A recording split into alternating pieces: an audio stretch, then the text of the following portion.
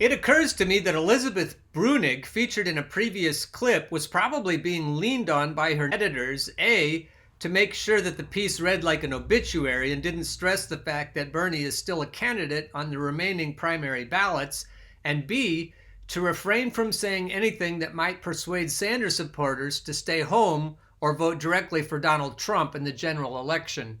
As you all know, we have never been just a campaign.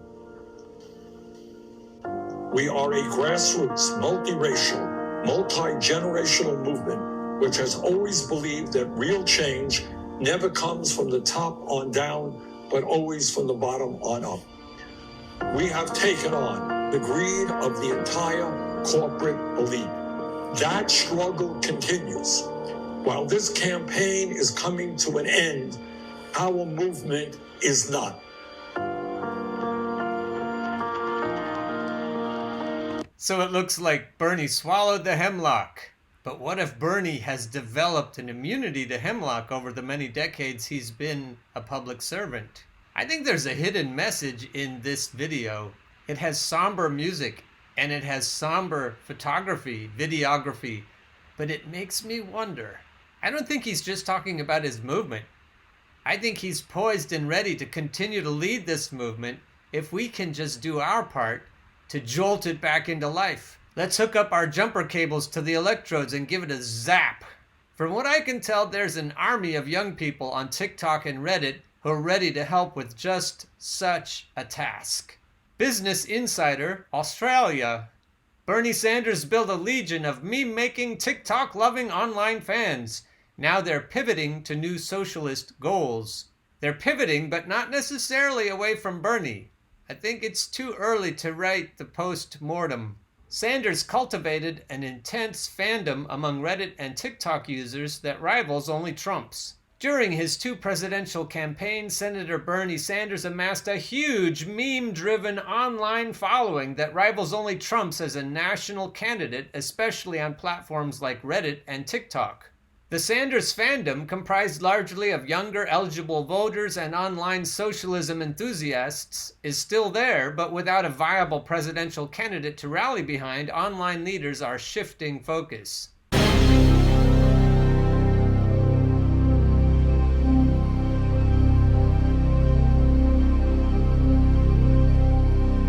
Don't go away yet, folks. Some #Bernie2020 TikTokers are leaning away from politics now that he's out, although he may not be, while subreddits like r/Sanders for President are supporting down-ticket candidates and considering forming a PAC. When it came to online campaigning, Senator Bernie Sanders won the 2020 meme race, but his vast fandom on social media didn't translate to primary victory, and the Democratic Socialist announced he was suspending his campaign on Wednesday, leaving former Vice President Joe Biden as the only viable Democratic candidate. I'd say if you think that Joe Biden is a viable Democratic candidate, I've got a few bridges to sell you.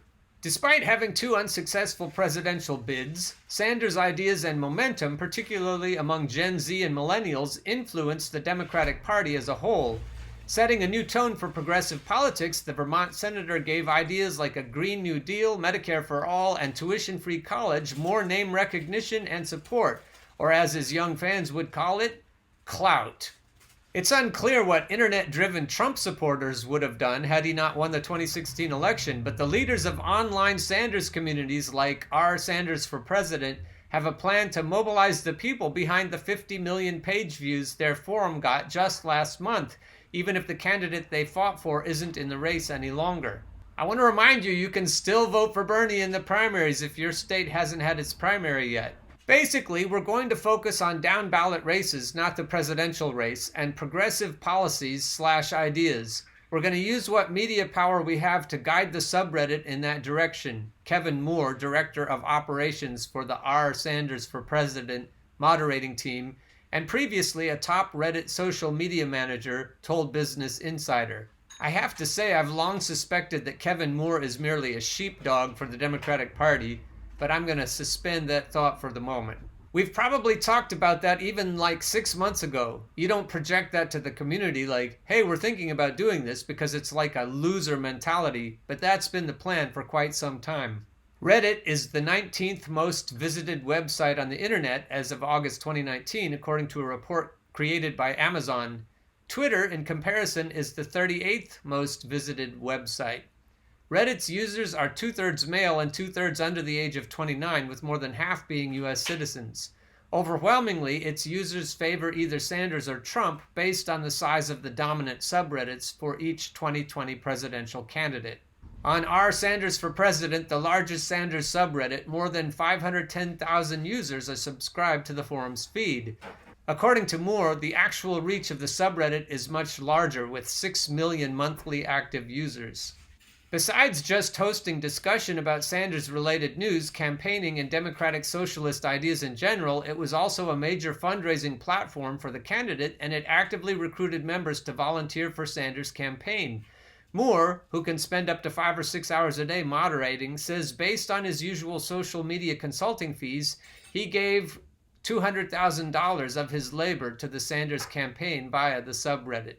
That's an interesting way to measure how one person can influence American elections. I wonder what my labor has been worth on this campaign. Not that much. Bernie obviously has a great deal of appeal to younger people, and Reddit has a user base that skews younger than, like, Facebook, per se, Moore said. Combined with how Reddit works in general, it's easy for regular people like me or you to have a voice there. Quite frankly, the working class is on there. In terms of immediate reactions, megathreads on non-specific political forums like r/politics devolved into controversy over whether Sanders supporters were going to rally behind Biden or not. But the moderators of r Sanders for President had planned to cast a wider net than just the 2020 presidential election for months, Moore told Business Insider, and the group is refocusing its efforts on down-ticket races for Democratic Socialist candidates. It may even start a PAC, although that is currently in the idea phase. In my experience, what happens when you have a community large enough and have enough passion, which we undoubtedly have, is that they will in turn organize themselves and new behavior will emerge, Moore said. Our job as moderators is to feed into the emergent behavior and help create structure that generates more of it. No doubt it's not a happy day, but I'm not particularly worried about the subreddit or the progressive movement in general.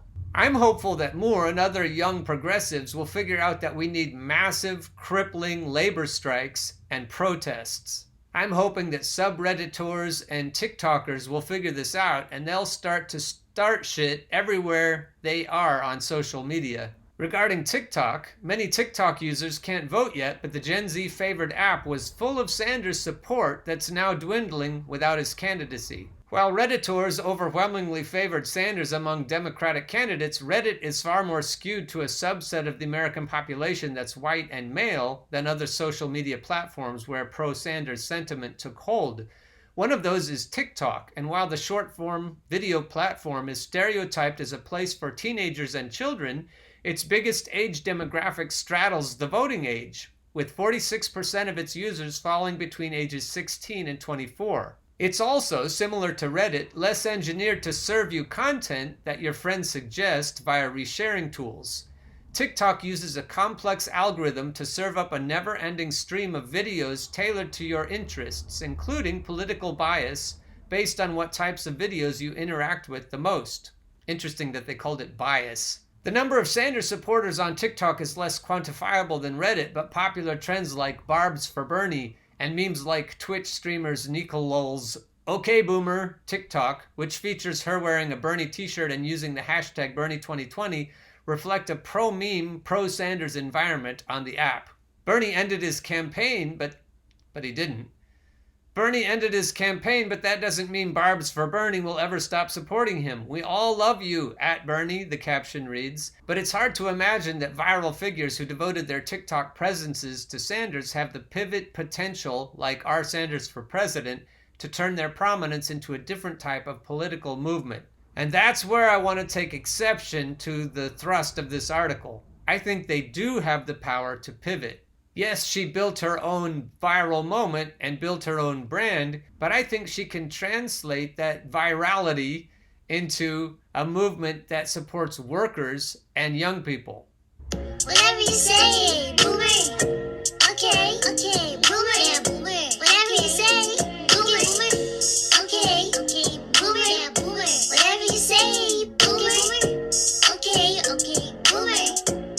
Whatever you say, boomer. I would say to the boomers, y'all need to fuck yourselves. Boomers have been selling short the younger generation for a long time, and I think we need to take that recognition and move it into a new kind of movement that tells the boomers, you're not going to have it your own way anymore. He's without a doubt motivated new generations of voters, and I think the COVID-19 situation has definitely helped drive home the importance of his Medicare for All platform. It's a sad time for a lot of us supporters, but I think there's still hope for many of us who are younger to make a change with future elections, she wrote in an email to Kotaku after Sanders announced his campaign suspension. I'm not sure that future campaigns are even the answer. What I've noticed since I was your age is that people just get older and then they sell out as they get older. Not only the electorate, but also the politicians. I think we need to launch a more belligerent campaign that includes labor strikes and protests, if not pitchforks. This video is just for a poll. Will you vote for Joe Biden? Or will you not vote for Joe Biden? Will you vote blue no matter who? Or are you Bernie or bust? Here's the poll. See how it goes. The Democrats are figuring out that the youth aren't going to vote for Biden, as this poll demonstrates. But beyond thumbing their noses at the Democrats, the young people also can start shit in the streets, and that's what I'm hoping will happen. Student loan debt is crushing them.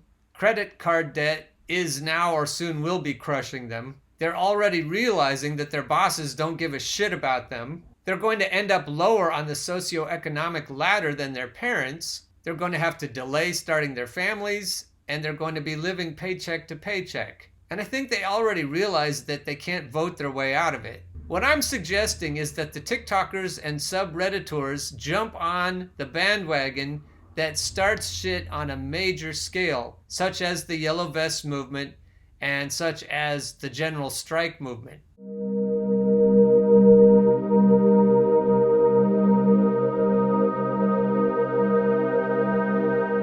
Occupy Wall Street was moving in the right direction before the CIA shut it down, and so I think we just need to keep starting new shit, new fires everywhere we can, faster than the establishment can put those fires out. So this kid, Joshua Collins, is actually going to run for Congress, and I hope we can elect him. But if we want to empower him to actually do anything after he gets elected, we need to start shit. We need to do far more than merely elect good politicians. The oligarchs are not going to go down without a fight. I'll end this by plugging the May 1st May Day strike. I hope the TikTok and Redditors will get involved with that, and I hope we can shut this country down until we can get real change enacted in the form of $2,000 per month emergency relief for workers and Medicare for all that never goes away.